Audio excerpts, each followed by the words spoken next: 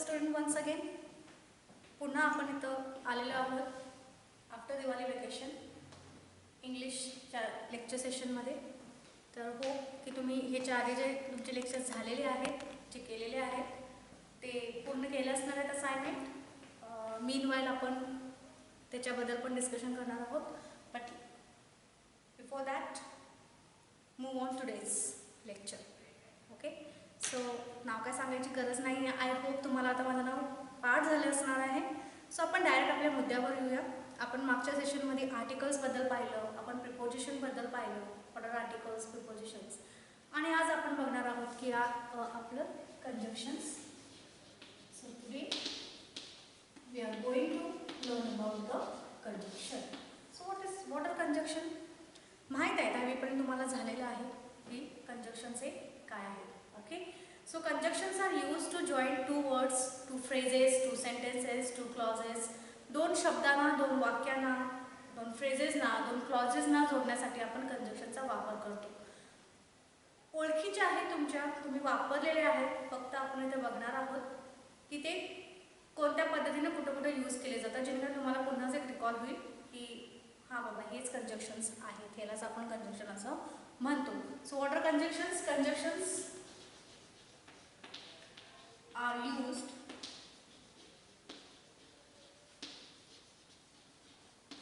to join two words, two phrases, two sentences or two clauses. Okay, तर दोन शब्दांना, दोन वाक्यांना, दोन क्लॉजेसना जोडण्यासाठी आपण कंजक्शनचा वापर करत असतो. So for example, let me clear you. I like cricket and football. Okay, I like cricket and football. आता ह्याच्यामध्ये क्रिकेट आणखी फुटबॉल हे दोन शब्द आहेत आणि ह्या दोन शब्दांना जोडण्याचं काम कोणी केलेलं आहे? अँड या कंजक्शननं केलेलं आहे. One more example here. Pen must be on table or in drawer. Okay, आता इकडे बघा. Pen must be on table or in drawer. आता इथे दोन फ्रेजचा वापर केलेला आहे. Pen must be on table हा एक फ्रेज आहे. The pen must be in drawer. Okay, जे कॉमन आहे ते आपण वेगळं ठेवलं, ते आपण नंतर डिस्कस करूया. सो इन ड्रॉवर, तर इथं दोन फ्रेजेसमध्ये जोडण्याचं काम जे केलेलं आहे ते ओ आर ऑरनं केलेलं आहे. Okay, got it? Now see here तिसरे example. We were on time but teacher was not there. दोन वाक्यांचा वापर केला गेलेला आहे. बघा, वी वर ऑन टाइम, आम्ही वेळेवर आलेलो होतो. Okay, teacher was not there, शिक्षक तिथं नव्हते. हे दोन पूर्ण वाक्य आहेत आणि ह्या दोन वाक्यांना जोडण्याचं काम बट या कंजक्शननं केलेलं आहे. सो कंजक्शन वेगवेगळ्या प्रकारचे आहे, वेगवेगळ्या अर्थाने वापरले जातात. काही कॉज आणि इफेक्टसाठी यूज केले जातात, काही इफेक्ट आणि कॉजच्या अनुषंगाने यूज केले जातात, काही रिझन दाखवण्यासाठी यूज केले जातात. तर ह्या कॅटेगरीमध्ये जर आपण बघितलं तर आपल्याला कंजक्शनचे 3 प्रकार बघायला मिळतात. ओके, वन बाय वन आपण बघूया की कंजक्शनचे कोणकोणते प्रकार आहेत. The first one is coordinating conjunction.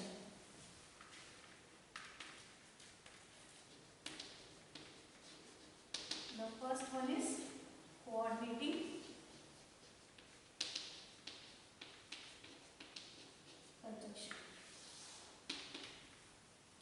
शब्दातून काय कळतं का तुम्हाला? Coordinating. Coordinating conjunction which coordinates with each other. म्हणजे ह्याच्यामध्ये जे शब्द असतात किंवा जे वाक्य असतात ते इक्विव्हॅलंट असतात, इक्वल रँकचे असतात, दोघांनाही इक्वली महत्त्व असतं.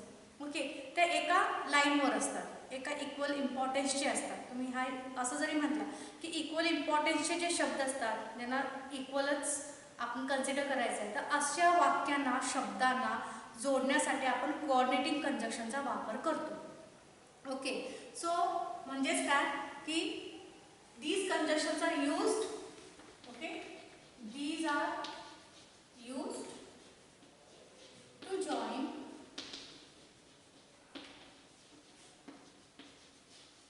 equal rank,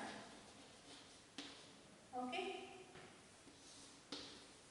इक्वल रँक म्हणजे इक्वल रँक कोणाचं, शब्दांचं, वाक्यांचं, फ्रेजेसचं, क्लॉजेसचं. Okay, equal rank words sentences काही तुम्ही म्हणू शकता.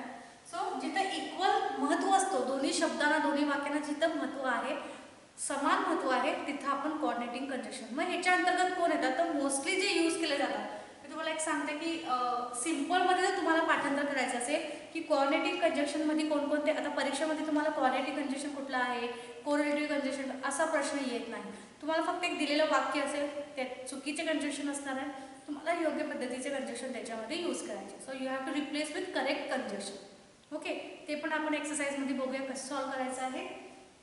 सो कोऑर्डिनेटिंग कंजक्शनमध्ये जे मोस्टली फेमस आहे ते म्हणजे जर तुम्हाला पाठांतर करायचं असेल तर फॅन बॉयज. ओके, हा एक शब्द आहे. या फॅन बॉयज या एका शब्दामध्ये कोऑर्डिनेटिंग कंजक्शन सगळं आलेलं आहे. See F for for, okay, A for and, N for not, B for but, O for or, Y for yet, S for so. Okay, हे जे आहे हे तुमचे आहे कोऑर्डिनेटिंग कंजक्शन.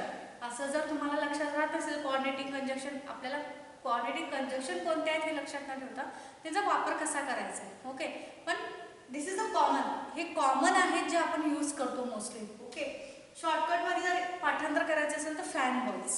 ओके, फॅन बॉयजच्या अनुषंगाने तुम्ही ते एक्सप्रेशन बघू शकता की आपल्याला for, and, not, but, or, eight, so असं आपल्याकडे कोऑर्डिनेटिंग कंजक्शन अवेलेबल आहे. सो वन बाय वन आपण एक्झाम्पल बघूया की कोणत्या पद्धतीने त्याचा आपण वापर करतो. सी पहिल्यांदा आपण अँड.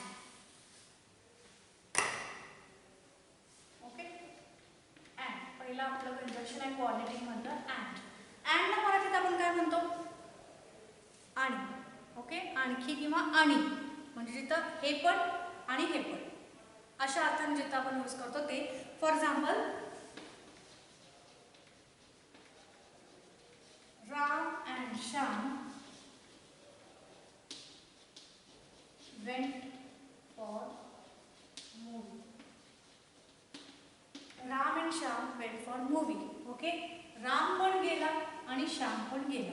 अँड कंजक्शन आपण यूज केलं and. Okay, I like coffee, मला कॉफी पण आवडते. ओके, अँड आणि मला चहा सुद्धा आवडतो. Okay, so and is used to join two words of equal rank. समान दर्जाचे असलेल्या दोन शब्दांना दोन वाक्यात जोडण्यासाठी आपण कोऑर्डिनेटिंग कंजक्शन मधलं अँड हा कंजक्शन वापरतो. ओके, सिंपल आहे, फक्त लक्षात घ्या, कळेल तुम्हाला. ह्याच्यामध्ये असं पाठांतर करण्यासाठी कुठला फॉर्म्युला वगैरे असं काही नाही आहे. तुम्हाला फक्त कन्सेप्ट क्लिअर झाले की you can easily use the conjunction, right conjunction in the right place. Okay, second one is or.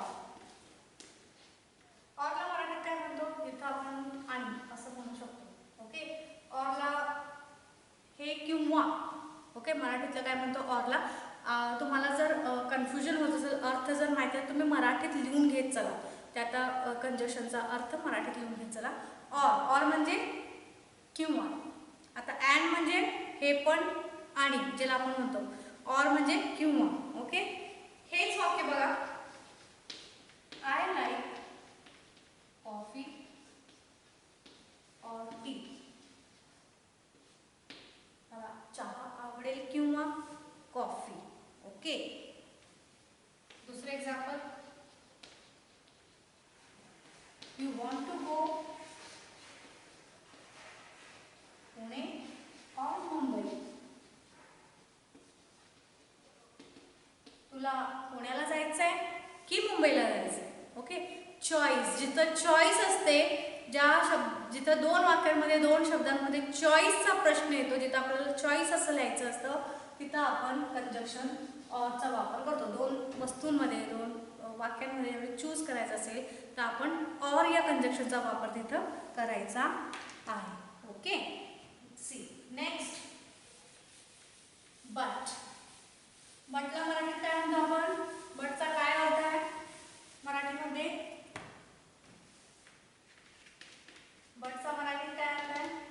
पण. मराठीतलं पण. ओके, सिंपल एक्झाम्पल, मला मार्केटला जायचं होतं पण गाडी नव्हती घरी.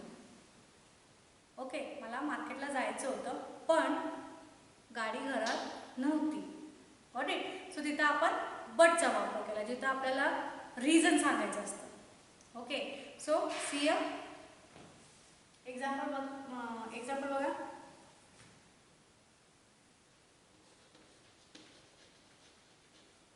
I want to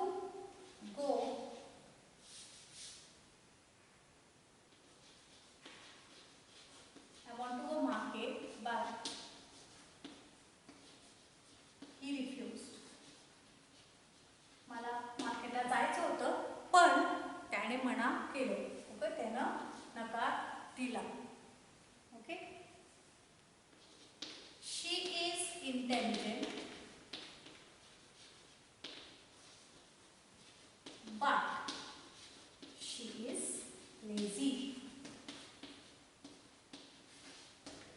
इथं दोन वाक्य आहेत बघा. शी इज इंटेलिजंट, ती हुशार आहे. ओके, पण ती आळशी आहे. आता बटचा वापर सिंपल सांगू तुम्हाला का, जिथं विरोधाभास असतात, विरोधक वाक्य असतात, एक पॉझिटिव्ह आणि एक नेगेटिव्ह, जिथे एक सकारात्मक एक नकारात्मक असे दोन वाक्यांना जोडण्यासाठी आपण बटचा वापर करत असतो. आता इथं बघा, शी इज इंटेलिजंट, ती हुशार आहे, हे पॉझिटिव्ह वाक्य आहे. शी इज लेझी, ती आळशी आहे, हे नकारात्मक वाक्य म्हणजे नेगेटिव्ह वाक्य आहे. सो अशा दोन वाक्यांना जोडण्यासाठी आपण काय करतो? बटचा वापर करतो. आता हे असं गरजेचं नाही की पॉझिटिव्ह वाक्य नेहमी पुढंच असेल आणि नेगेटिव्ह नंतर असेल. नाही, हे पुढं हे मागं असंही होऊ शकतं, पण दोन्हीपैकी एक नेगेटिव्ह आणि एक पॉझिटिव्ह, एक नकारात्मक एक सकारात्मक असे दोन वाक्य असतील तर आपण बटचा वापर तिथं करायचा आहे. C the next one, so. सोला मराठीत काय म्हणतो आपण? म्हणून. ओके, मला मार्केटला जायचं होतं म्हणून मी त्याची गाडी घेतली. म्हणजे आपण तिथं कारण दिलं की मला हे करायचं होतं म्हणून मी ते केलं. म्हणजे एका कामाचा इफेक्ट, म्हणजे एका वाक्याचा इफेक्ट दुसऱ्या वाक्यामध्ये दिसतो. कारण आणि इफेक्ट. सो कारण, मला मार्केटला जायचं होतं. ओके, हे कारण झालं, कॉज झालं. त्याचा इफेक्ट काय झाला? मी गाडी घेतली. सो कारण आणि इफेक्ट असेल. ओके, त्याचा परिणाम, कारण आणि त्याच्या त्या कारणासाठी केलेला परिणाम किंवा झालेला परिणाम, असं जर वाक्य असेल किंवा अशी जर सिच्युएशन असेल तर आपण तिथं सो हा कंजक्शन तिथं यूज करतो. म्हणून. Okay, for example,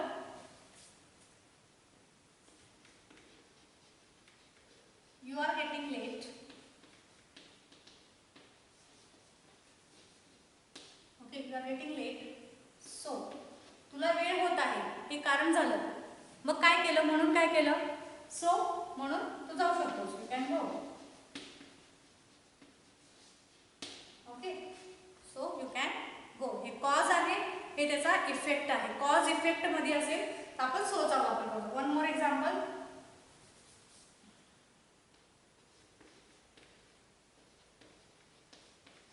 he scolded her so she slapped him. He scold, तो तिला रागवला, हे कारण झालं, कॉज झालं. ओके, म्हणून काय केलं? शी स्लॅप्ड, तिने त्याला मारलं. तो तिला ओरडला म्हणून तिने त्याला मारलं. ओके, सो हे परिणाम झाला, हा इफेक्ट झाला, हा कारण झालं. Got it? मराठीतलं जर म्हणून तुम्ही मराठीत वाक्य जर म्हणून बघितला तर तुम्हाला एकदम क्लिअर होणार आहे की आपण एखादं कारण एखाद्या गोष्टीचा परिणाम दाखवण्यासाठी आपण काय करतो? सोचा वापर करतो. Okay, next is yet. येटला मराठीत काय म्हणतो आपण? आठवते का बघा? येट. येटला मराठीत म्हणतो तरी. तरी आमटीतली तरी नव्हे तर तरी. सो यू कॅन से मी खूप मेहनत केली तरी मला यश नाही मिळालं, इन दॅट केस. ओके, तर ह्या पद्धतीनं की मी खूप मेहनत केली तरी मला काही यश मिळालेलं नाही. ओके, मी तिला खूप विचारलं तरी तिने मला काय रिस्पॉन्स दिला नाही, ती माझ्यासोबत मार्केटला आली नाही. ओके, मी तिला खूप समजावलं तरी तिने तेच केलं जे तिला हवं होतं. तर ह्या पद्धतीने आपण यट म्हणतो तरी. Okay, so examples here.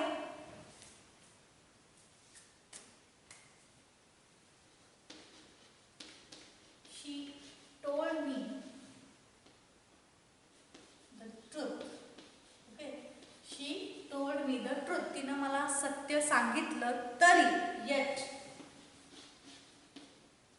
I रिफ्युज्ड to लिसन. तरी मी ऐकून घेतलं नाही. ओके, तरी मी ऐकून घेतलं नाही, तरी पण मी ऐकून घेतलं नाही. तिने मला सगळं सत्य सांगितलं तरी पण मी ऐकून घेतलं नाही. Okay, so I have use eight. Okay, one more example. I worked hard.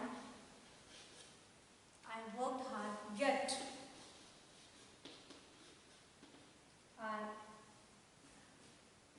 didn't receive success.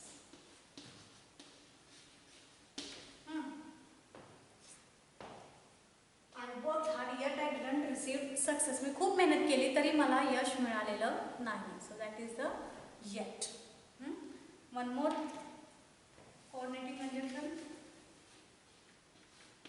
Therefore. हे तरी माहितीच असणार आहे. Therefore. So आणि therefore हे एकाच अर्थाने वापरले जातात. So सुद्धा म्हणून या अर्थाने वापरला जातो आणि therefore सुद्धा म्हणून. म्हणजे तुम्ही so वापरला काय आणि therefore वापरला काय, डझंट मॅटर. फॉर एक्झाम्पल आपण कुठलं एक्झाम्पल घेतलं होतं सोचं की तो तिला ओरडला म्हणून तिने त्याला थोबाडीत लावली होती किंवा तिने त्याला मारलं. ओके, सो तोच एक्झाम्पल जर आपण या पद्धतीने लिहिलं ही स्कोल्ड हर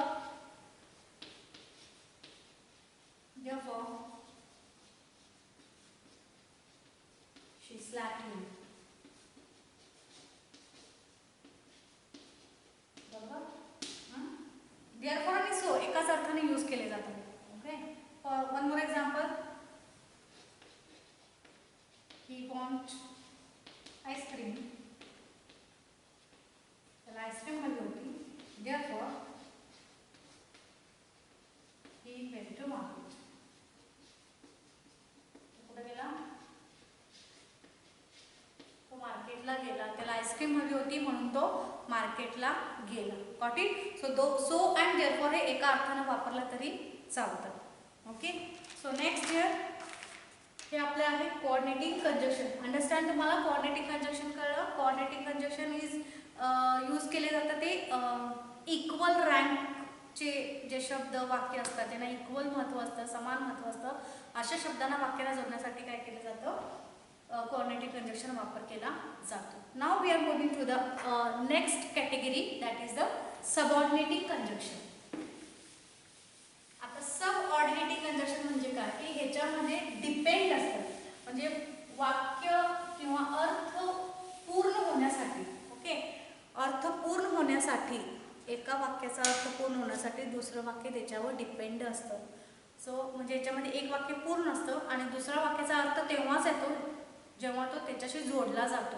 सो असा इनकम्प्लीट वाक्यांना जोडण्यासाठी आपण ज्या कंजक्शनचा वापर करतो त्यांना आपण सबऑर्डिनेटिंग कंजक्शन म्हणतो. ओके, डिपेंडेंट असतात त्याच्यामध्ये.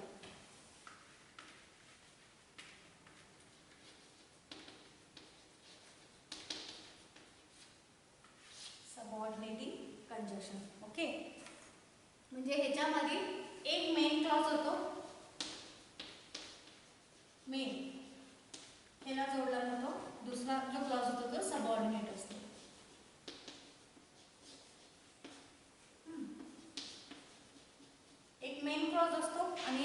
सबऑर्डिनेट क्लॉज असतो. आता ह्या पद्धतीनं वाक्य असेल तर गरजेचं नाही की पहिल्यांदा प्रत्येक वेळी मेन क्लॉजच असेल, संपूर्ण वाक्य पूर्ण अर्थ असलेलं वाक्य पहिल्यांदाच असेल असं नाही आहे. हे कसं येऊ शकतं, हे पुढे असू शकतं, हे मागं असू शकतं, पण एक त्याच्यामधला पूर्ण वाक्य असतं आणि एक अपूर्ण वाक्य असतं आणि त्याचा अर्थ तेव्हाच पूर्ण होतो जेव्हा तो कंजक्शननं जोडला जातो आणि तेव्हाच त्याला पूर्ण अर्थ मिळतो. ओके, सो सबऑर्डिनेटिंग कंजक्शनचा वापर तिथंच केला जातो जिथं एक मेन क्लॉज असतो आणि जिथे एक सबऑर्डिनेट म्हणजे अपूर्ण वाक्य असतं. ओके, वन बाय वन आपण बघूया. The first one is unless. मराठीमध्ये जर आपण लिहायचं असेल तर आपण काय ना, जोपर्यंत. जोपर्यंत. तर ह्या अर्थाने आपण अनलेसचा वापर करतो की फॉर एक्झाम्पल, जोपर्यंत तू येणार नाहीस मी इथून जाणार. ओके, आता ह्या वाक्यामध्ये बघा, जोपर्यंत तू येणार नाहीस मी इथून जाणार नाही. ह्याच्यातलं पूर्ण वाक्य कोणतं सांगा, मी इथून जाणार नाही, हे पूर्ण वाक्य. इनकम्प्लीट वाक्य कुठलं आहे, जोपर्यंत तू येणार नाहीस. म्हणजे पुढे एक प्रश्नचिन्ह निर्माण होतो की काय होणार जोपर्यंत तू येणार नाही आहेस. म्हणजे पुढे आपल्याला एक प्रश्न पडलेला आहे आणि याचं उत्तर आपल्याला हवं आहे. ओके, सो सबऑर्डिनेट क्लॉज ओळखायचा कसा, तर त्या सबऑर्डिनेट क्लॉजची सुरुवातच ज्या कंजक्शननं सुरुवात होते त्याची, त्याला सबऑर्डिनेट कंजक्शन असं म्हणतो. आता for example,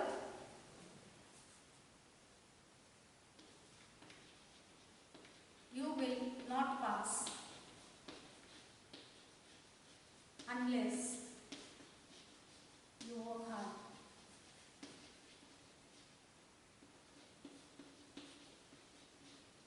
Unless you work hard. आता मला सांगा, ह्याच्यातलं कंप्लीट वाक्य वाचल्यानंतर लगेच क्लिक व्हायला पाहिजे. You will not pass, you will not pass, तू पास होणार नाहीस. कंप्लीट वाक्य आहे, ह्याला पुढे कुठलाही प्रश्न पडलेला नाही आहे की का होणार नाही, का नाही, तू पास होणार नाही. ओके, हे वाक्य आपलं कंप्लीट आहे, त्यामुळे हा मेन क्लॉज आहे, या वाक्याचा अर्थ पूर्ण आहे. दुसरं वाक्य बघा, अनलेस यू वर्क हार्ड. अनलेसचा अर्थ काय, जोपर्यंत. यू वर्क हार्ड, जोपर्यंत तू हार्ड वर्क करणार नाही, तू कठीण परिश्रम करणार नाहीस. म्हणजेच काय की हा जो आपला आहे तो सबऑर्डिनेट क्लॉज आहे. ओके, म्हणजे हा डिपेंडेंट वाक्य आहे, कारण ह्याची सुरुवात सबऑर्डिनेट क्लॉजने झाली, जोपर्यंत तू वर्क हार्ड करणार नाहीस. ओके, हा अपूर्ण वाक्य, कारण हे या वाक्याचा अर्थ पूर्ण होण्यासाठी त्याला ह्या वाक्यावर डिपेंड व्हावं लागतं. सो असंही होऊ शकतं की हे वाक्य पुढे येईल. ओके, जर मी असं लिहिलं, अनलेस यू वर्क हार्ड, जोपर्यंत तू हार्डवर्क करणार नाहीस, यू विल नॉट पास, तू पास होणार नाहीस. ओके, हा झाला तुमचा मेन, हा झाला तुमचा सबऑर्डिनेट क्लॉज. ओके, ह्या पद्धतीने सुद्धा हे वाक्य बरोबरच आहे, पण एक वाक्य अपूर्ण आहे, जे वाक्य अपूर्ण असतं त्याच वाक्याला सबऑर्डिनेट क्लॉजचा वापर केला जातो. Got it? सो आहे अनलेस. नेक्स्ट आहे आपलं आफ्टर. नेक्स्ट आपला क्लॉज आहे तो आहे, सॉरी, जो आपला कंजक्शन आहे तो आहे आफ्टर. एकदम सिंपल आहे. आफ्टर म्हणजे काय, नंतर. ओके, आफ्टर म्हणजे काय, नंतर. ओके, एक्झाम्पल बघा,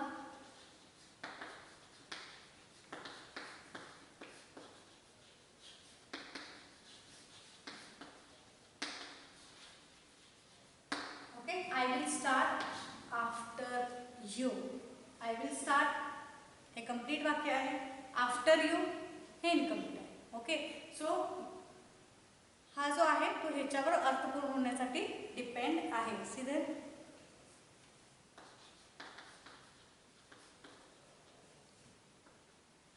a lecture will start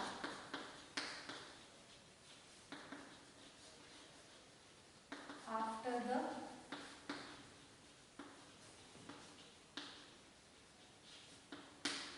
lunch break. Lecture कधी सुरू होणार आहे, लंच ब्रेकच्या नंतर. Then we have the next one, till. Till म्हणजे काय, पर्यंत. तोपर्यंत म्हणू शकता तुम्ही, तोपर्यंत टिल असंही त्याचा आपण यूज करू शकतो.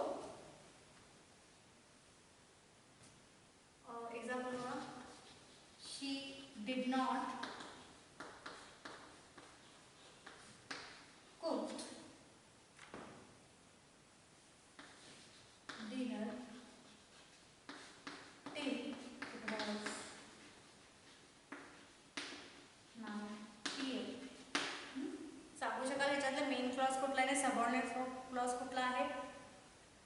बरं, ज्या वाक्याला सबऑर्डिनेट कंजक्शन जोडलेलं असते त्याच्या पुढचं वाक्य काय असतं, आपलं डिपेंडेंट वाक्य असतं आणि त्याच्या आधीचं काय आपलं कंप्लीट वाक्य असतं. शी डिड नॉट कुक डिनर, तिनं जेवण बनवलं नाही, हे कंप्लीट वाक्य आहे. टिल इट वॉज 9 PM, 9 वाजेपर्यंत. ओके, जोपर्यंत 9 वाजले नाही हे वाक्य अपूर्ण. जोपर्यंत 9 वाजलं नाही काय झालं, तिनं जेवण केलं नाही. सो ह्या वाक्याचा अर्थ पूर्ण होण्यासाठी ह्या वाक्याची गरज आहे आणि त्यासाठी आपण काय केलं, तिथं सबऑर्डिनेट क्लॉजचा वापर केलेला आहे. नेक्स्ट आहे आपलं सिन्स. याचा मराठीत अर्थ पासून म्हणजे एखाद्या वेळेपासून असे म्हणू शकतो. ओके, सो एक्झाम्पल बघा. ही हॅज बीन वर्किंग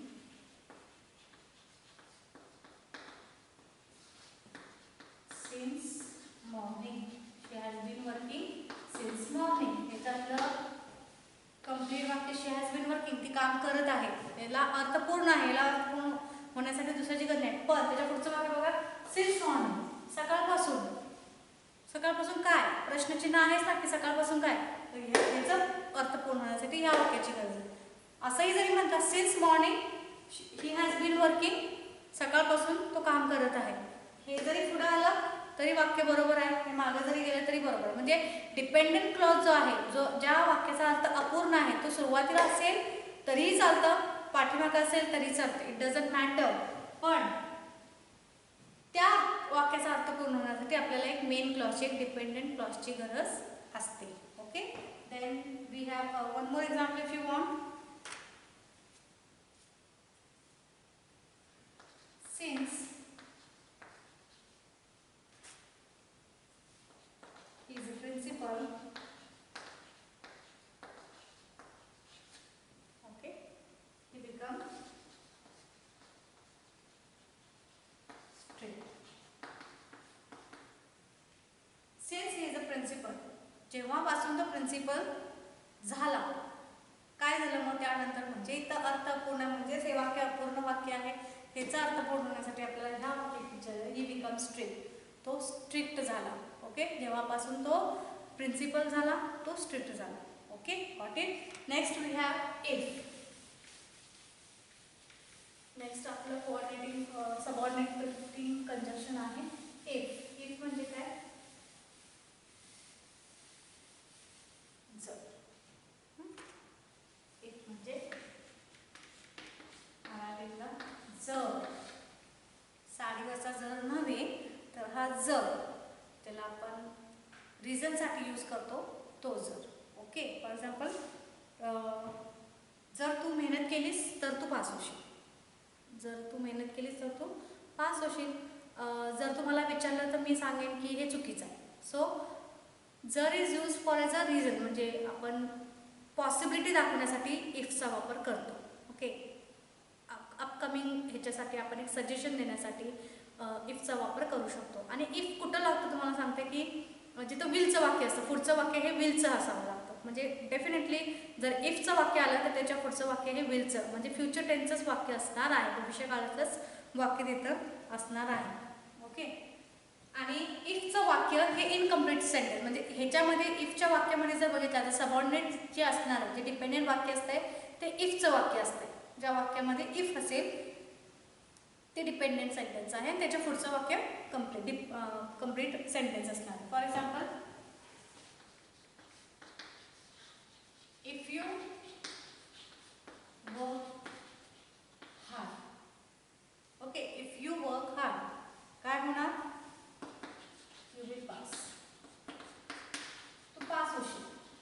आता सिंपल क्लिअर कट आहे, तुम्हाला वाचूनही कळेल की इनकम्प्लीट वाक्य कुठलं आहे, कुठल्या वाक्याचा अर्थ अपूर्ण आहे, ज्या वाक्यामध्ये कोऑर्डिनेट कंजक्शन वापरलं. कोणत्या वाक्यामध्ये कंजक्शन वापरलं, पहिलं कुठलं, if. If you work hard, जर तू मेहनत केलीस तर, जर तू मेहनत केलीस तर काय होणार, प्रश्नचिन्ह आहे तर काय होणार, यू विल पास. हे कंप्लीट वाक्य आहे की तू पास होणारस. ओके, उलटं करा, you will pass if you work hard. उलटं केलं तरीही चालतं, पण इफचं वाक्य हे डिपेंडेंट क्लॉज असतं आणि त्याच्या पुढचं वाक्य हे नेहमी फ्युचर टेन्स आहे. तुम्ही काय आपलं फ्युचर आहे, बरोबर लक्षात ठेवायचं की वाक्यामध्ये जर इफ वापरले तर पुढे विल आलं पाहिजे, आणि जर विलचं वाक्य असेल तर तिथं कोऑर्डिनेटिंग कंजक्शन फक्त इफ आलं पाहिजे. Okay, one more example.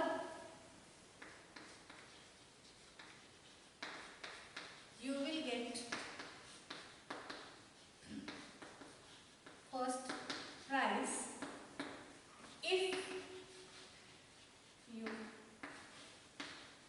Practice. Okay, if you practice.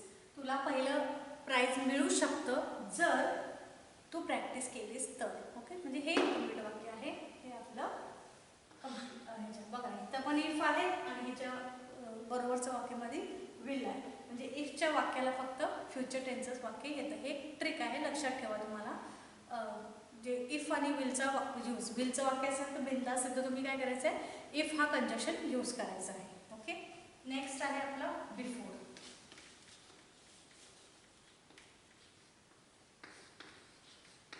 म्हणजे आधी किंवा अगोदर.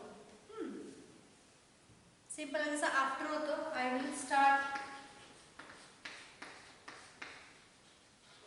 Before you. I will start before you, तुझ्या आधी सुरू करेन. Okay, or a lecture will be start before lunch break. Lunch ब्रेकच्या आधी लेक्चर सुरू होईल. यामध्ये आफ्टर होतं तसं बिफोर. सिंपल आहे, त्याच्यामध्ये जास्त काय नाही आहे. Then we have then. Next one is then.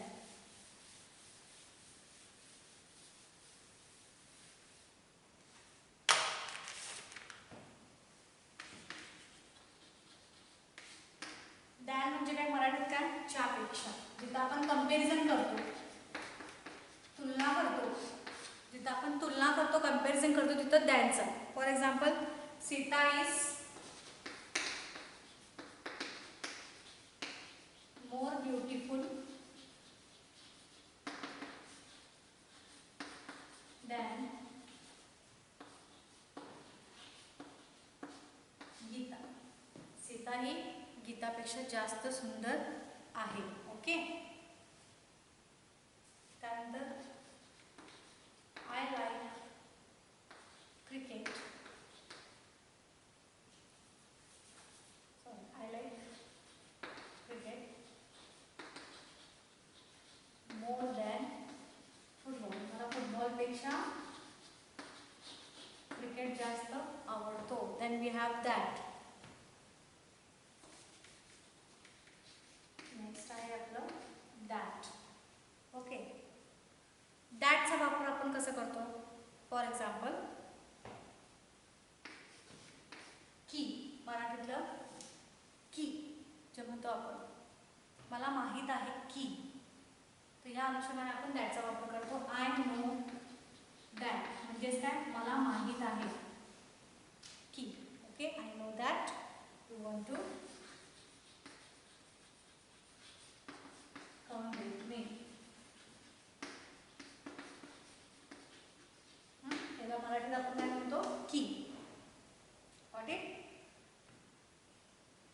One more example, she knows that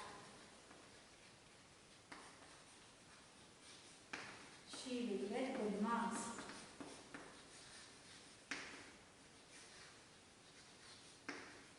तिला माहित आहे की तिला चांगले मार्क मिळणार आहे. दो. द नेक्स्ट वन इज दो.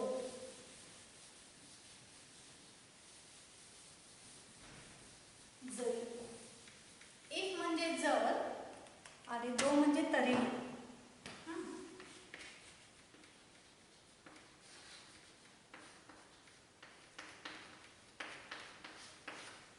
मराठीत कसं लिहितात ते बघून घ्या तुम्ही, बिकॉज लिटल बिट मराठी माझी एवढं काय व्यवस्थित नाही आहे. So please make it clear. काय चूक असेल तर ते दुरुस्त करून लिहून घेऊ शकता तुम्ही. सो दो म्हणजे तरीही. ओके, फॉर एक्झाम्पल, त्यानं खूप मेहनत केली तरीही त्याला यश मिळालेलं नाही. ओके, आपण तरीचा वापर रिझन देण्यासाठी करू शकतो की एक पॉझिटिव्ह कामाचा निगेटिव्ह ज्यावेळी इफेक्ट निघतो. म्हणजे तुम्ही पॉझिटिव्ह हे काम केले पण त्याचा जे रिझल्ट आला तो निगेटिव्ह आला, तेव्हा आपण दोचा वापर करतो. ओके. किंवा तुमचं रिझन तुमचा निगेटिव्ह असेल पण त्याचा इफेक्ट पॉझिटिव्ह, दोन्हीही पद्धतीने असेल तरीही आपण दोचा वापर करू शकतो. For example,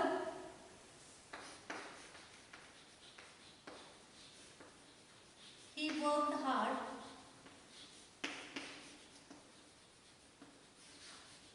though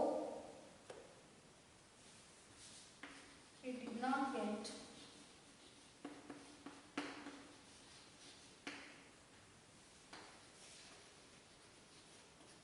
good marks.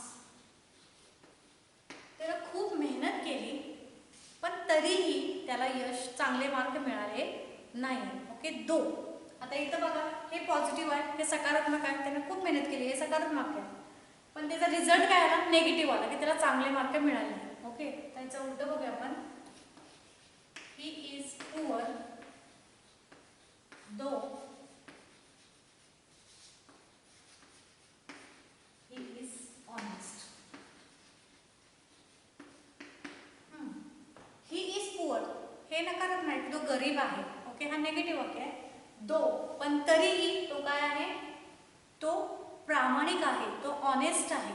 लक्षात येतं का? बघा, हे पॉझिटिव्ह वाक्य आहे, हे पॉझिटिव्हिटी आहे याच्यामध्ये. ह्या वाक्यामध्ये थोडीशी निगेटिव्हिटी आहे. Okay. So he is poor though he is honest. तो गरीब आहे पण तरीही तो प्रामाणिक आहे. त्याने खूप मेहनत केली पण तरीही त्याला चांगले मार्क मिळाले. म्हणजे दोचा अर्थ पण तरीही, असं ज्यावेळी आपण म्हणतो पण तरीही त्याला चांगले मार्क मिळाले नाही पण तरीही तो प्रामाणिक आहे, तर ह्या पद्धतीने आपण दोचा वापर करतो.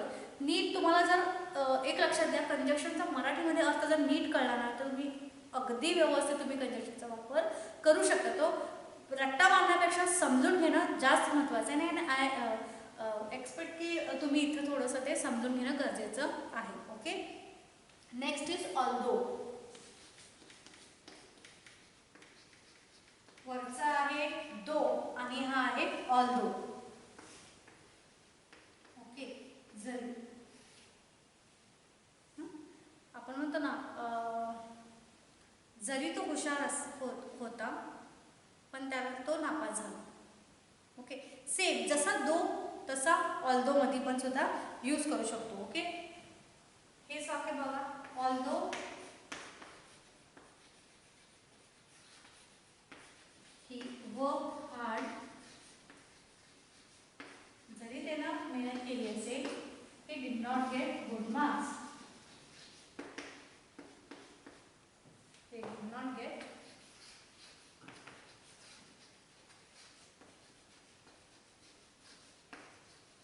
did not get good marks. Okay. Although he is poor, he is honest. Okay. Although हा सुरुवातीलाच लागतो, एवढं लक्षात. वाक्याच्या सुरुवातीला तो येत असतो. दो आपण मिडल मध्ये भी यूज करू, सुरुवातीला पण करू शकतो. ओके. सो दोन्हीचा अर्थ सेमच आहे. इथं जर हेच वाक्य जर तुम्हाला ऑल्दो यूज करून असायचं असेल, यूज करायचं असेल तर कसं लिहिणार? Although he is poor he is honest. या पद्धतीने ते वाक्य तयार होईल तुमचं. Okay. See the next one, where. Where कोठे. आता वेअर हा क्वेश्चन टॅग मधला आहे शब्द पण हा कंजक्शन म्हणून सुद्धा यूज करू शकतो. Okay. Wear Marathi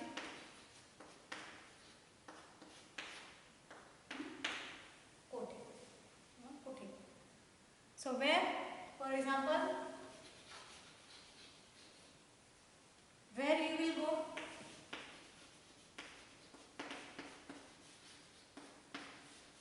I will come.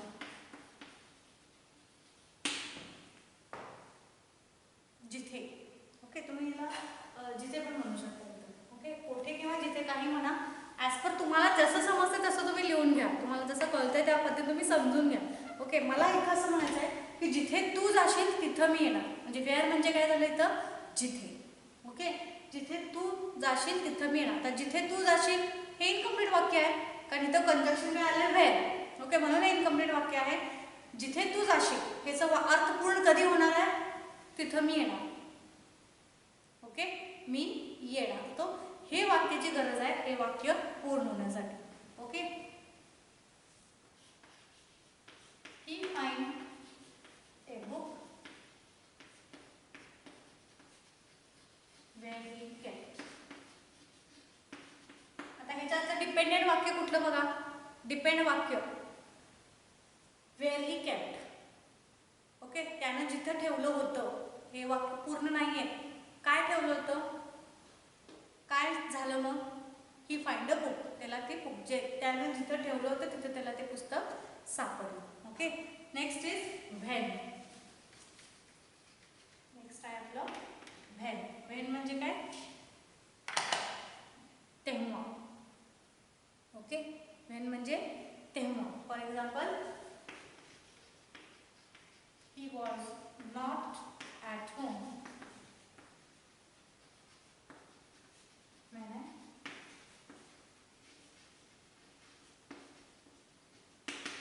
he was not at home when I called him. Okay, तो घरी नव्हता जेव्हा मी त्याला कॉल केला. ओके, when म्हणजे जेव्हा.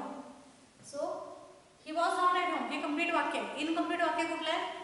व्हेनचं वाक्य काय आहे? इनकम्प्लीट आहे. व्हेन आय कॉल्ड हिम, जेव्हा मी त्याला कॉल केला काय झालं तेव्हा? म्हणजे इथे प्रश्नचिन्ह तयार झाला. तेव्हा काय झालं? तो घरी नव्हता. ओके, आणि एक example, when he reach station, जेव्हा तो स्टेशनवर पोहोचला काय झालं तेव्हा? Train has left. Train already तिथनं निघून गेलेली होती. ओके, नेक्स्ट वाक्य बघा. नेक्स्ट आपलं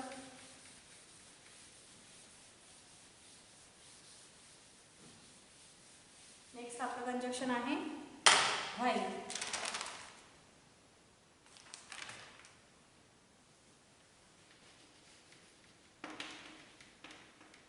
नेक्स्ट आपलं कंजक्शन आहे while. Okay, for example, while he is giving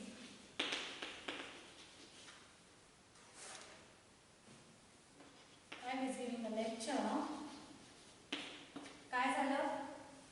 तो जेव्हा काय while तो जेव्हा लेक्चर देत होता तेव्हा काय झालं?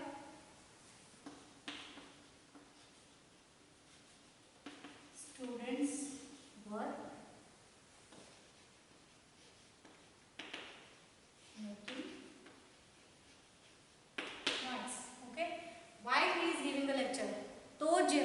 लेक्चर देत होता तेव्हा काय झालं?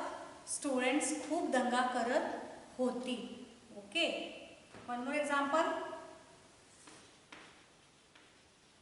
शी was crying while watching A movie. याचा काय अर्थ झाला बघा? शी वॉज क्राईंग, ती रडत होती केव्हा? जेव्हा ती मूवी बघत होती. ओके, व्हाईलचं वाक्य नेहमी हे कसं असतं बघा? हा पास्ट टेन्स मध्ये असतं. ओके, म्हणजे त्याचं पुढचं जे वाक्य आहे व्हाईलचं वाक्यामध्ये त्याचं पुढचं जे पूर्ण वाक्य असेल ते पास्ट टेन्स मध्ये असतं. इथं बघा example, while he is giving a lecture, हे प्रेझेंट टेन्स मधलं व्हाईलचं वाक्य. त्याचा रिझल्ट काय झाला? Students were making noise, past tense झालं. शी वॉज क्राईंग, ती रडत होती, हे पास्ट टेन्सचं वाक्य आहे. व्हाईल वॉचिंग अ मूवी हे कंटिन्युअस टेन्स आहे. ओके, सो व्हाईलच्या वाक्याचं पुढचं वाक्य काय असतं? व्हाईलचं वाक्य कुठलंही असू दे ते नेहमी त्याचं पुढचं जे वाक्य ते पूर्ण वाक्य असतं ते पास्ट टेन्स मध्ये असतं. Okay, the next one is because. Next आपलं कंजक्शन आहे बिकॉज. So simple. बिकॉज म्हणजे काय? बिकॉज मराठीत काय म्हणतो? कारण. मराठीत त्याला आपण म्हणतो कारण. मी त्याच्याशी बोलायचं बंद केलं कारण मला तो आवडत नाही. सो कारण, कारण देण्यासाठी आपण बिकॉजचा वापर करतो. आय स्टॉप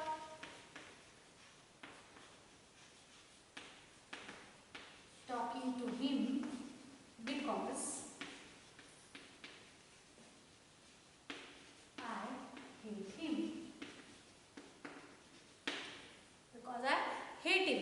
मी त्याच्याशी बोलायचं बंद केलं कारण मला तो अजिबात आवडत नाही. Okay, she is crying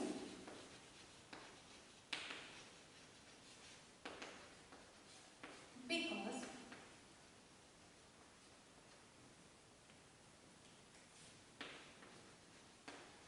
she is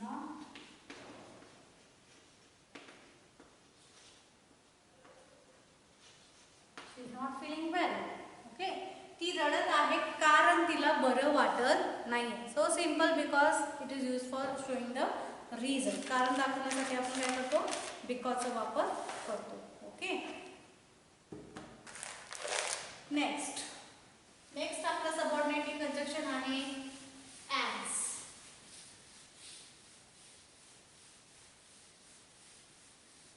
what you call, काय म्हणतात सांगा बघू. ॲज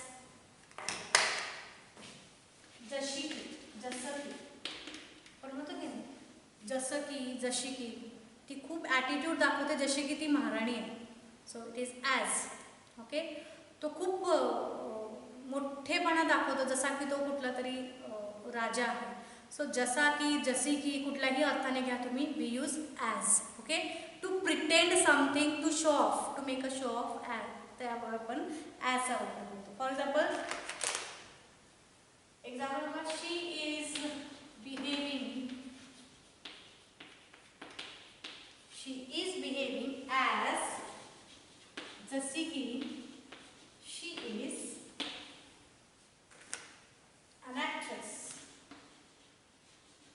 अशी वागत आहे जशी की ती एक हिरोईन आहे. Okay, to pretend, show off करण्यासाठी आपण ॲजचा वापर करतो. He is showing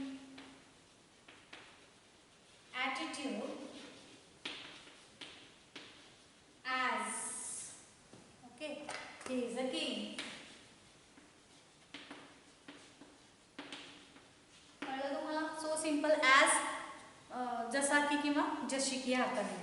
okay, next one is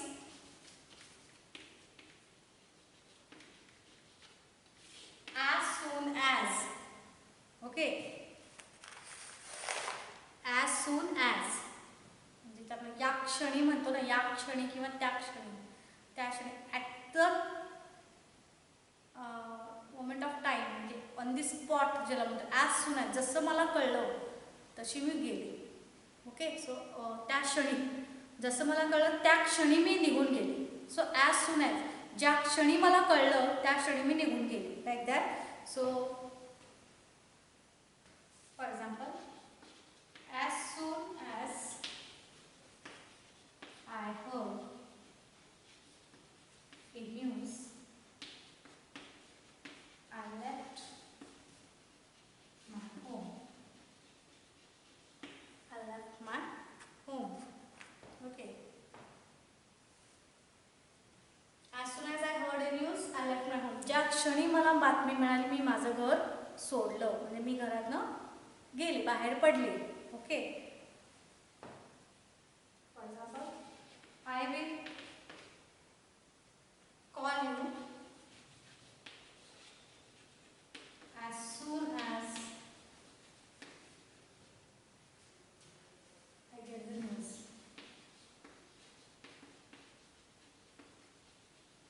ज्या क्षणी मला न्यूज मिळतील मी तेव्हाच तुला काय करेन, कॉल करेन. Okay, next one is until.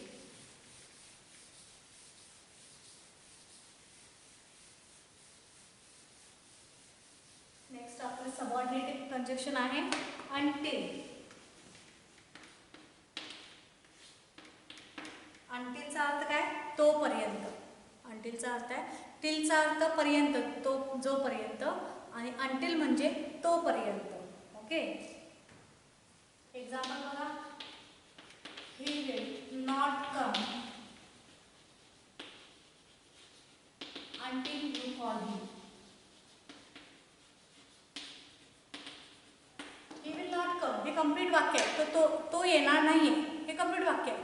पुढचं वाक्य बघा, अंटिल यू कॉल हिम, जोपर्यंत तू त्यांना कॉल करत नाही, म्हणजे हा तुमचा काय आहे, इनकम्प्लीट वाक्य आहे. जोपर्यंत तू कॉल करत नाही, काय होणार, जोपर्यंत तू कॉल करत नाही तो येणार नाही आहे. So simple. ओके, सो हे आहे आपलं इनकम्प्लीट वाक्य आणि हे आहे आपलं कंप्लीट वाक्य. Okay, so one more example. He will weight.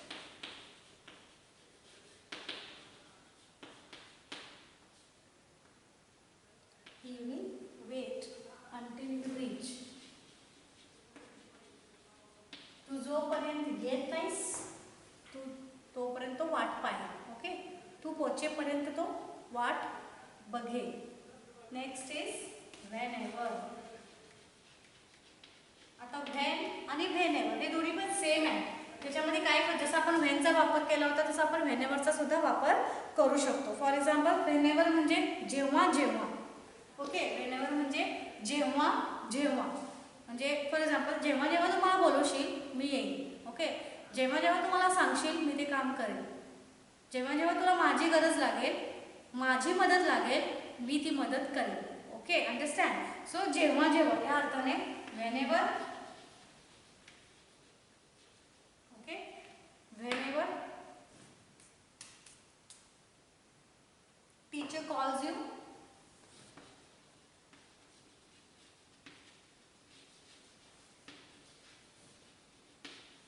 Whenever teacher calls you, you should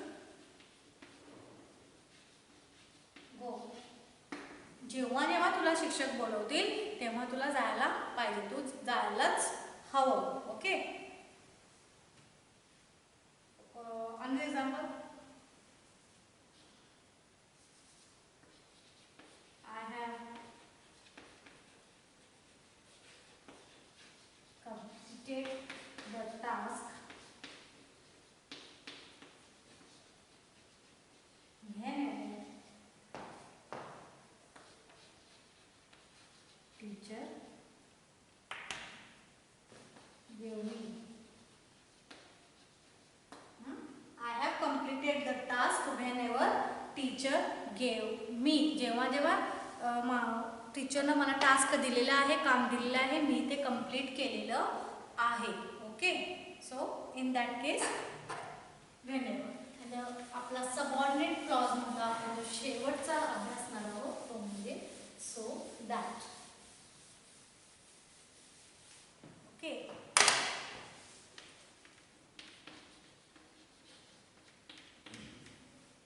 so that कसं, जेणेकरून. मराठीत आपण काय म्हणतो त्याला, जेणेकरून. फॉर एक्झाम्पल जर मला असं म्हणायचं असेल, तू ह्या मार्गाने जा जेणेकरून तू लवकर पोचशील. Okay, so like to give the, आपण एक सजेशन देतो, एक ॲडवाईस देतो, त्या अनुषंगाने आपण ते जेणेकरूनचा वापर करतो. For example, father gave money to Ram so that he can pay his fees. वडिलांनी रामला पैसे दिले जेणेकरून तो त्याची फी भरू शकेल, जेणेकरून तो त्याची फी भरेल. Okay, one more example see या. Teacher ask students to attend the lecture so that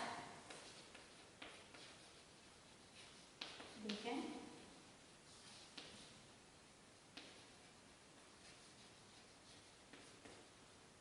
understand well. शिक्षकाने काय सांगितलं विद्यार्थ्यांना की लेक्चर अटेंड करा सो दॅट, जेणेकरून त्यांना ते चांगल्या पद्धतीनं कळेल. Okay, so that is the conjunction so that. So guys, हे आहे आपलं कंजक्शन. अजून आपला एक कॅटेगरी राहिलेली आहे. In the next lecture we will continue that conjunction part. So in this lecture we have learned about the conjunctions. What are conjunctions? Once again I am repeating it in a short. Conjunctions are used to join two words, two phrases, two clause, two sentences. दोन शब्दांना, दोन वाक्यांना, दोन फ्रेजेसना, क्लॉजना जोडण्यासाठी आपण कंजक्शनचा वापर करतो. Category वेगवेगळी आहे. आपण पहिल्यांदा शिकलो कोऑर्डिनेटिंग कंजक्शन्स. कोऑर्डिनेटिंग कंजक्शनचा वापर आपण कुठे करतो, जिथं समान रँकचे, ओहद्याचे किंवा समान इक्वल लेवलचे जे शब्द असतात, वाक्य असतात, त्यांना जोडण्यासाठी आपण काय करतो, कोऑर्डिनेटिंग कंजक्शनचा वापर करतो. अँड सबऑर्डिनेटिंग कंजक्शनचा use to add or to connect the subordinating sentence. For example there is one main clause and one subordinate clause. Okay, त्याच्यामध्ये एक पूर्ण वाक्य असतं, एक अपूर्ण वाक्य असतं. आणि जे अपूर्ण वाक्य असतं त्याचा पहिला शब्द किंवा त्याची सुरुवातच आपल्या ज्या कंजक्शनने केली जाते त्याला सबऑर्डिनेटिंग कंजक्शन असं म्हणतो. म्हणजे ज्या वाक्यामध्ये कंजक्शन यूज केले ते अपूर्ण वाक्यच असतं. ओके, आणि त्याच्यासाठी पूर्ण होण्यासाठी दुसऱ्या वाक्याची गरज असते जे पूर्ण असतं. मे बी ते पुढे येऊ शकतं किंवा मागे जाऊ शकतं. Okay, so in the next lecture we will learn about the third category of that is the correlative conjunction. So या लेक्चरमध्ये आपण केलेले आहे, याचे नोट्स डाउन करून घ्या तुम्ही. एक्सरसाइज आपण नंतर सोडवायची आहे. So thank you so much. Have a nice day.